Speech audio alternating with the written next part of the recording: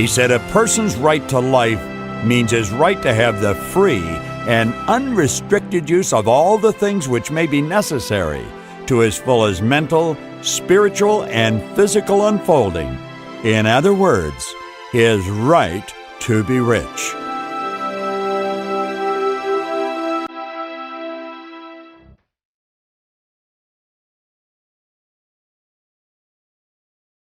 Hello, this is Reverend Michael Bernard Beckwith, the founder and the spiritual director of the Agape International Spiritual Center.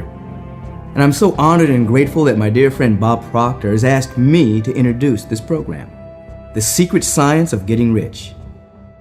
Before we begin the program, I'd like to give you a little history of this and how it came to be. A great secret has been passed throughout the centuries. It was coveted, lost, stolen, hidden, and bought for vast sums of money as it continued its journey from being passed from one to another. Those who received the knowledge of the secret were fortunate indeed, for without exception, those men and women have become renowned as the greatest people to have ever lived. One night in Chicago in 1896, the secret was passed to one such man, and with its knowledge, he discovered not only why he had spent his entire life in poverty and failure, but he discovered how to realize the life he had always been seeking, a life of total abundance.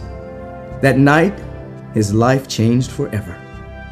Though it would be many years before he would begin to write the Little Green Book, his now immortal masterpiece based on the principles of the Great Secret. The man was Wallace D. Wattles. What Wallace Wattles did not know at the time, and what he could have never have known, was that the effect of that night would reach far, far into the future. He was setting forth a great matrix of events, places, people, circumstances that would change the course of history. 73 years after Wattles first discovered the Great Secret, and more than 50 years after his death, the secret was again passed from one great man to another. On a night in 1969, Lloyd Conant of the Nightingale Conant Corporation had Bob Proctor as a guest in his home. At the time, Bob Proctor had been a serious student of human potential for close to a decade, and he had been studying Earl Nightingale's material since shortly after he began recording his philosophy. But nothing could have prepared Bob Proctor for the new dimension he was about to step into that night, due to Lloyd Conant and his Little Green Book. Lloyd began to speak very softly. It was obvious to Bob that as he spoke, it was traveling into the past in his mind. He explained how many years before he had been given a Little Green Book. Even as he said the words, Bob could feel Lloyd's energy change as he held the image of that Little Green Book in his mind. He told Bob that he stayed home all weekend, reading and rereading its contents. He said he knew that he had discovered the secret to life. And so on the following Monday morning, Lloyd Conant decided he would build a world-class corporation. Today, the Nightingale Conant Corporation, now nearly 50 years old, is the largest producer and publisher of personal development products. It stands as a monument to Lloyd Conant's dream, to his vision, to his understanding of the secret to life, and to the Little Green Book. Throughout Lloyd's conversation, Bob was bursting with curiosity to know the title of the Little Green Book, and even more so, what was written in this magical text. And that night, Lloyd Conant gave Bob Proctor his very own copy of the Little Green Book.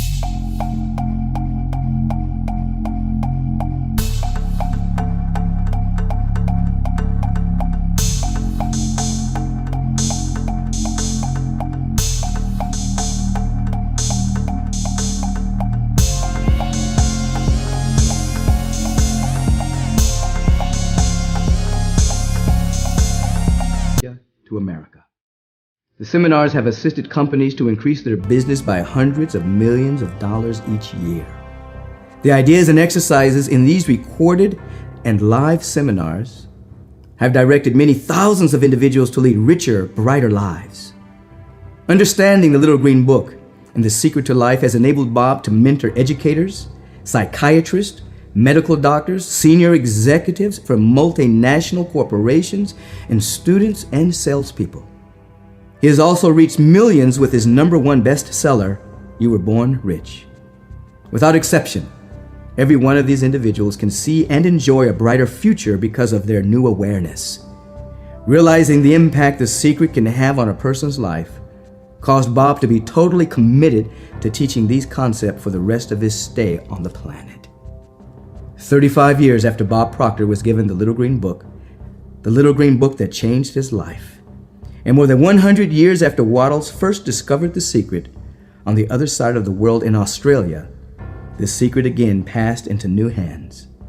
On a night in September 2004, Rhonda Byrne was handed a tattered, faded copy of an old book. The book was given to Rhonda by her daughter, and in many ways, this book was Rhonda's last chance to save her own life. In the previous months, her life had completely fallen apart. Her father had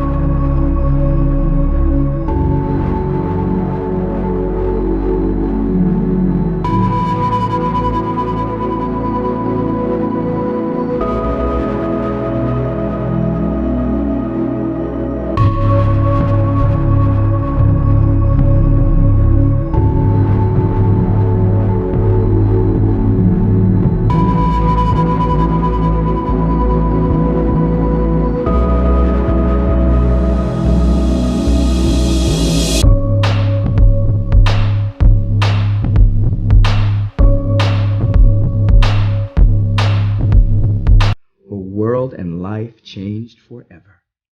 Like Lloyd Conant had done, she read and reread its contents with amazement and excitement until every word had been internalized into her very being.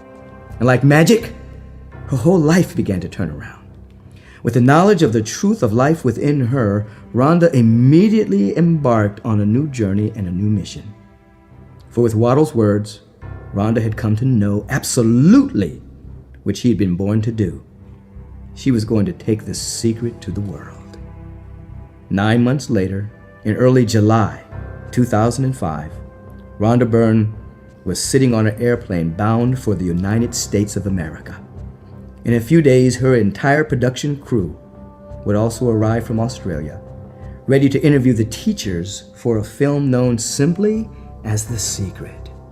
As Rhonda sat on the airplane, she gave no thought to the fact that she had not organized one single teacher to film.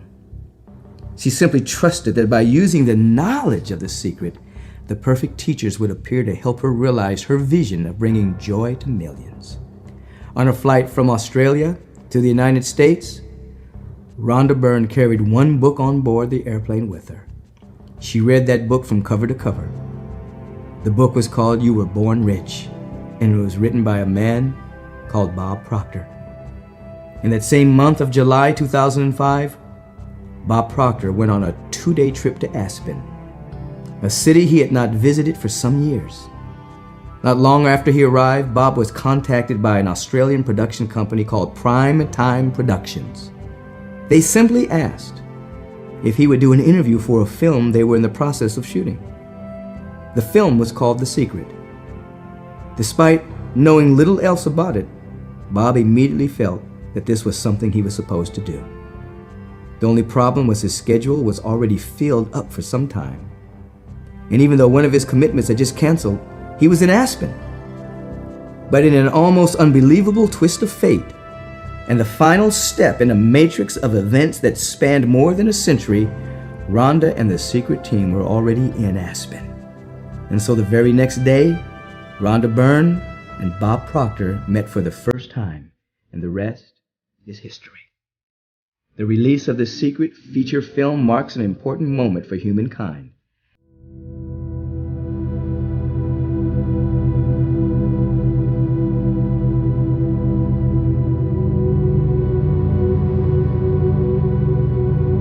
is the sincere hope of all who have been a part of the wonderful matrix that has been brought us and you to this moment, from Wallace Wattles to Lloyd Conant to Bob Proctor to Rhonda Byrne and myself, Michael Beckwith, that you will find in this little green book every precious and glorious thing that it does contain. As you listen to this program, make up your mind that you will revisit each session frequently until you are living a life beyond your wildest dreams. Refuse to let your present results influence your thinking. Keep reminding yourself that you have a power within you that is greater than any condition and circumstance you may encounter. And never forget how powerful and how truly magnificent you are. Now here's my friend, Bob Proctor.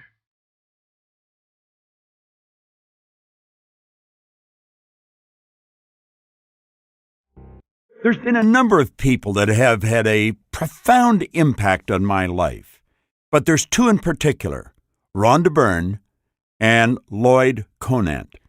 With The Secret, Rhonda totally shifted my thinking, my business world, my life. Lloyd Conant introduced me to this work of Wallace Wattles way back around 1968. I've never stopped studying it.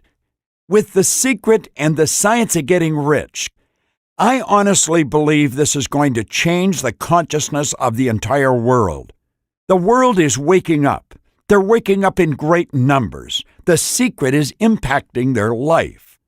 And The Secret Science of Getting Rich is going to show everyone how to develop what all of the people on The Secret are talking about, how to develop that law of attraction, how to move into harmony with the law. Let me begin by the comments that Stuart Edward White and Harwood White shared with us. They said, "Curious how we acquire wisdom. Over and over again, the same truth is thrust under our very noses. We encounter it in action, we are admonished of it, we read it in the written word. We suffer the experience. We gradually assent to the advice. We approve intellectually the written word, but nothing happens inside us. Then one day, some trivial experience or word or encounter stops us short. A gleam of illumination penetrates the depths of our consciousness. We see. Usually it is but a glimpse. But on a rare occasion, a brilliant flash reveals truth fully formed, and we marvel that this understanding has escaped us for so long." As I was sharing the words, "Then one day some trivial experience or word or encounter stops us short," I'm quite certain that that's exactly what happens to millions of people as they sit down and turn on the movie The Secret. It's expanding everyone's mind. It's opening up the mind of the world to the way God meant us to live. A gentleman by the name of Steve Bow one time said, "God's gift to us is more talent and ability than we'll ever hope to use in our lifetime. And our gift to God is to develop as much of that talent and ability as we can in this lifetime." I believe that's what The Secret is waking people up to. And that is what The Science of Getting Rich is designed to help you actually do. Many years ago, I had the very good fortune of working on the stage with Eric Hoffer. He said something that was rich with truth, and it stuck in my mind. He said, "In times of change, the learners will inherit the earth, while the learned find themselves beautifully equipped to deal with a world that no longer exists." Well, think about that. He said, in times of change, the learners will inherit the earth. I took that to be metaphorical, that they'll be happy, healthy, and wealthy. Well, the learned find themselves beautifully equipped to deal with a world that no longer exists. Our world is changing. The world's not getting bigger, it's getting smaller. We're dealing in a global marketplace today.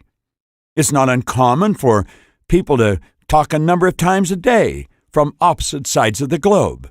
The world is changing. And the learners will become the happy, healthy, wealthy ones. There's no such thing as a learned individual.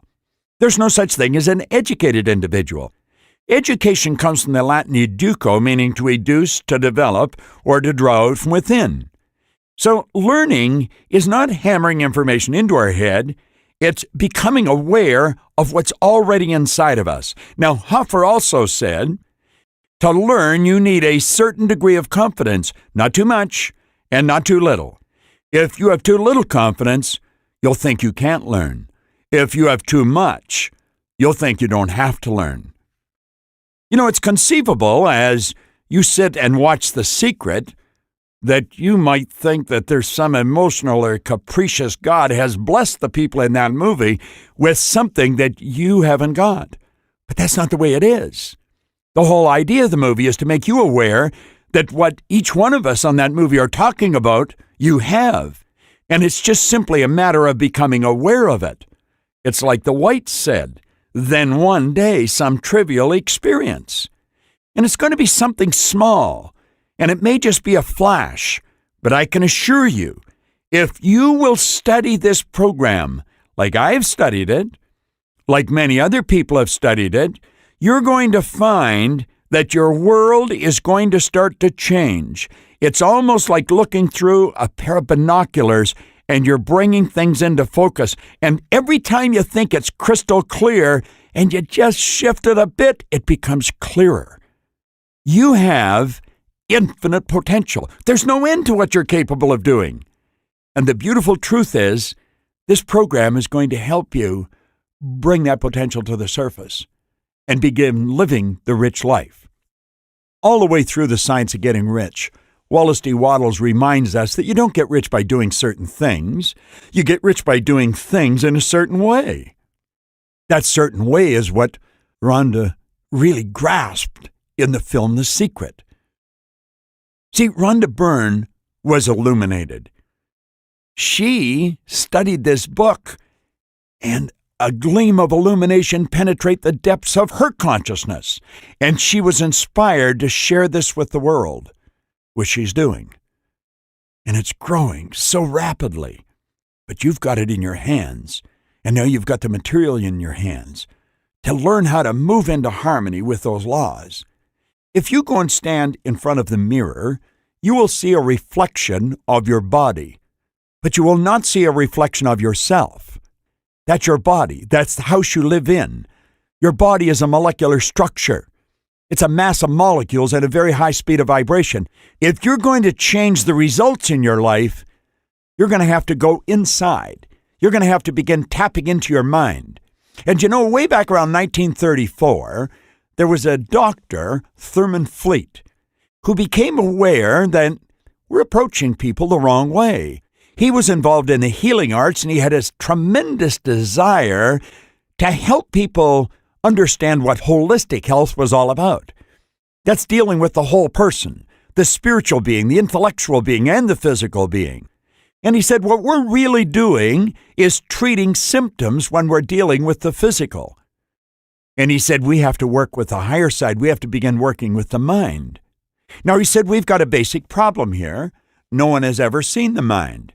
In fact, if I asked you to think of the mind, you probably, if anything, get an image of your brain on the screen of your mind, because we think in pictures. Think of your house. A picture of your house will come on the screen of your mind. Think of your automobile, and again, an image will come onto the screen of your mind of your automobile. Your front door, your kitchen table. Do you see how pictures flash on the mind? Now think of your mind. What picture do you get? If you're like most people, no picture comes to the mind. Confusion reigns. And that's what Thurman Fleet became aware of. Now, he said, since no one has ever seen the mind, I'm going to make a picture of the mind. And he drew this picture of a large circle and a small circle. We refer to that as the stick person. And that represents the mind. Now, I want you to imagine that your head is your mind and everything from the neck down is being the body. Now, of course, that's not the way it is. Mind is movement. Mind is not a thing. So mind is in your fingernail, it's in your hair, it's in every molecule of your being. But we do have to have an image to operate with. So we're going to let the head represent the mind. And everything from the neck down represent the body. Now we're going to put an imaginary horizontal line from ear to ear. Everything above that line we're going to refer to as the conscious mind. Everything below that horizontal line is going to be referred to as the subconscious mind. Now, as we go through this program, I'm going to refer to the conscious mind many different ways. I may call it the intellectual mind. I may refer to it as the reasoning factor, the imagining system. And the subconscious mind I could refer to as the emotional mind, where the feeling center resides. This is the innate mind, where universal intelligence. There's many, many different terminologies that you can use to describe these various parts of the mind. To start off with, we're going to call it the conscious mind and the subconscious mind. Now, the conscious mind has hooked up to it like little antennae, hearing, seeing, smelling, tasting, touching. These are sensory factors. They're hooked up to our conscious mind, and they help us correspond and communicate with our outside world. I want you to imagine that a person's walking down the street, and they've got these 5 little antennae sticking out of their head. Now, we would certainly look a little strange if we had that, but of course, if we've always had it, it wouldn't look strange at all. Well, that's really the way it is. We have these little antennae, and they pick up all kinds of information from outside. Now, I think, as Moses said, they're both a blessing and a curse, because they not only pick up all kinds of distractions, but they also feed good information in. We see what something looks like. We can taste things. We feel it. You see what I'm talking about? Your sensory factors help you correspond and communicate with your outside world. Now, in your conscious mind, as we're going to find, you also have intellectual factors. You've got the ability to think, and you can think anything you want to think, and you think in pictures. Now, if I'm sharing an idea with you, which I'm doing right now, I am attempting to form images in your conscious mind. Now, as these images come to your conscious mind, because you can think, because you do have a reasoning factor, you can accept or reject anything you hear. There's a great book written by Dr. Viktor Frankl. He was a Jewish psychiatrist that spent the war years in a camp, and he was subjected to a respectable amount of physical and intellectual abuse. But it was while he was in the camp that he became aware that no one could cause him to think something he didn't want to think. He wrote a book on it called Man's Search for Meaning. You and I have the ability to choose our thoughts. If you see a headline in the paper that said the economy's going down the tubes, and that comes into your consciousness, you can reject that. You don't need to get emotionally involved with that idea. If someone says something to you that's unpleasant and you don't want to get emotionally involved, just reject it. We choose the images that we accept and the ones we reject. Now, unfortunately, as little children, we were actually conditioned to live from the outside in. As we go through this program, I am going to encourage you to switch that around and begin living from the inside out. Do you know that's what the Bible teaches you? The Quran, the Torah, the Bhagavad Gita, all the good books tell us to go inside, live from the inside out, but we've been programmed from our childhood to live from the outside in. We get a report card, and we look at the report card. And if the numbers on it aren't too good, in school, we think we're not very good as a student, that we're missing something. The truth is, the report card just tells us where our mind was at for a very short period of time, maybe 3 or 4 weeks ago. It has absolutely nothing to do with our potential. We have infinite potential, and we want to start to think that way. As we go along, we're going to start to go inside. The conscious mind has the ability to accept or reject. So, as you go through the program, you're going to see the graphic illustration that we refer to as the stick person, and it's all the way through our program. So as you're driving along or you're walking along, if you look at another person, begin to look at their head as their mind and everything from the neck down as being the body. You know, I have formed the habit of doing this. If I were to sit down and talk to you, immediately I would have an imaginary line from ear to ear. And everything above that line would be your conscious mind. And I'd be attempting to get your conscious attention. And because I know how your conscious mind works, I could probably be successful without too much trouble. Now, let's go below that imaginary line. That's called the subconscious mind. Do you know the subconscious mind has no ability to reject? It'll accept anything you give to it. It's like a magic area, and it's inside of us. It'll accept anything. Doesn't matter what it is. It's not able to differentiate between what's real and what's imagined. Your subconscious mind, if you wanted to get technical about it, you could say it's totally deductive. It has absolutely no ability to reject. It can only accept. So whatever gets into that part of your mind affects your entire body. Just see, your body is an instrument of your mind. The body is an instrument of the mind. When you see a body moving in a certain direction, what you're really watching is the body expressing what's going on in the mind. If you watch a person, they start this and stop it, they start that and stop it, they go here and then they turn around, they go there, and they're all over the place. It's obvious their mind is in a state of confusion, and that confusion is being expressed in their action. Get into a person's automobile. It frequently looks like some of the people that you know are moonlighting in the garbage business. I mean, the automobiles is totally upside down. You know, that gives you an indication of what's going on in their mind. Another person, you'll get in their automobile and everything is just perfect. What have you got there? You've got an orderly mind. You go into their home, there's order. Our mind is what determines what's going on in our outside world. Now, the subconscious mind will accept anything, and the images that you accept on a conscious level and impress upon the subconscious mind, they control the vibration that your body's in. Now, this may be new terminology to you. You may have never thought of your body being in a vibration. Hold your hand up in front of you. Actually, look at your hand. I'm looking at mine right now, and you've got to admit it looks solid, but you want to know something? At the very best, it's a sieve.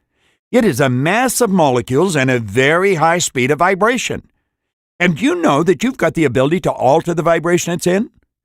Now, the vibration it's in is going to determine how you feel. When you ask a person how they feel, what you're really saying is, what vibration are you in? And they will tell you, if they're consciously aware of being in a negative vibration, they'll probably tell you they don't feel that good. If they're consciously aware of being in a very good vibration, they'll probably say, I feel pretty good. We can control our own feelings. We control our feelings by virtue of the images that we build in our consciousness and turn over to our subconscious. So now, let's get the picture. I want you to visualize your head as your mind. You've got that imaginary line running from ear to ear. And above it, I want you to start to build a beautiful picture. I want you to see yourself very wealthy. You are clothed in the finest garments that are available to man. They are absolutely beautiful garments. You see that in your mind. You are driving a very luxurious car. You're living in a beautiful home. You're able to take magnificent vacations. You see an opulent lifestyle. You build a picture of that. Now you can take and let that picture sink right into your subconscious mind. And do you know that if you would continually do that, that's the way you're going to end up living, because it's the images that you impress upon your subconscious mind that controls the vibration you're in. And you know, as you listen to The Secret, all the way through The Secret, they talked about thinking in a certain way and attracting it into their life. If you held that image and you kept getting emotionally involved in the image, because that's what getting emotionally involved means. It means turning the image over to the subconscious mind. You move into that vibration, and instantly and automatically attractive force moves into motion. And you begin to attract to you all things requisite to the fulfillment of that picture. I know this works because I do it. When I first started to study this material, I was earning $4,000 a year, and I owed $6,000. I had no formal education. I had no business experience, and I was working at the best job I had ever had in my life. I was a firefighter with the East York Fire Department. That's a suburb of Toronto. And I probably thought I was going to stay there for the rest of my life until I was introduced to this material. And my life began to change. And you know, in a relatively short period of time, my income went from $4,000 a year to $175,000 a year. And then it went over $1 million a year. I was on a call last night with a man named Alex Mandossian. He's a marketing genius, this man. And he was telling the audience in the conference call that we were on how he was earning $68,000 a year. And he left his job in the eastern part of the United States and moved to the San Francisco area where his family lived. He and his wife had a couple of little children, and they wanted the children to be around the grandparents. And he had listened to a recording that I made that said you can actually turn your annual income to a monthly income. And he said he began to think, how can I turn my annual income to a monthly? He didn't think he couldn't. He began to think of how he could. And he said, I actually did it. I earned $68,000 in a month. And he said I did it 2 or 3 times. And then it was just a matter of doing it 12 times a year. And he shared with the audience that he's actually done that in an hour, and he's done it 16 different times. See, there's no end to what you and I can do. I want to recommend that you begin thinking of turning your annual income into a monthly income. I was working with a business associate of mine, Wolfgang Sonnenberg. We were in Hamburg, Germany. His company offered a $1 million bonus for anyone that could reach a certain sales level. He immediately went there and did it. And in a meeting, I asked him, Wolfgang, when did you decide that you were going to earn that $1 million bonus? He said, the minute they announced it. He said, I figured if they're going to give it away, I would take it. Now, there were tens of thousands of other people operating in that same organization. But nobody else made that decision. Why did he make that decision? Because he wanted it. And he had an idea. He had an awareness that if he wanted it and saw himself with it and got emotionally involved in it, that he would attract everything that was required for the manifestation of the picture. What do you want? What do you really want? Now, we've invested a bit of time discussing the mind. Let's take a look at the third aspect of our personality. You've got the conscious mind, the subconscious, and you have the body. The body is the instrument of the mind. It obeys the operations of the mind. It will do whatever the mind tells it to do. The body is a delicate plastic instrument. It is a mass of molecules in a high speed of vibration. If we keep the body vibrating in harmony with God's laws, it will stay healthy. And if we don't, it will break down. Now, we've got the ability to control that. We can keep our body alive and vibrant. This whole universe operates by law. We're going to discuss the laws in depth. But Dr. Werner von Braun said that the natural laws of our universe are so precise that we don't have any difficulty building spaceships, sending people to the moon, and we can actually time the landing with the precision of a fraction of a second. He also said these laws must have been set by someone, but we'll leave that for another lesson. Now think, the images that you impress by law are being expressed with and through your body.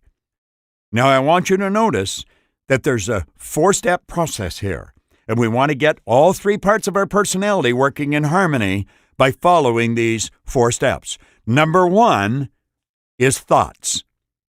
Begin to pay attention to what you're thinking.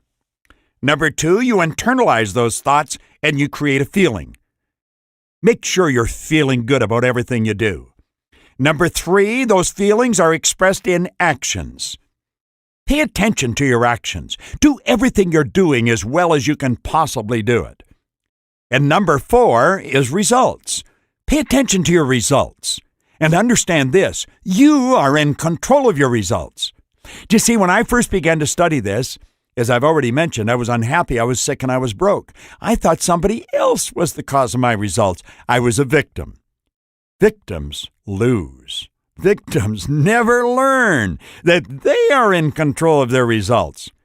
I want you to make up your mind that from this moment on, you're going to be consciously aware of what you're thinking, what you're feeling, and what you're doing, and realize that if the results are not the results you want, you've got the ability to change them. Don't feel bad because the results are not what you want.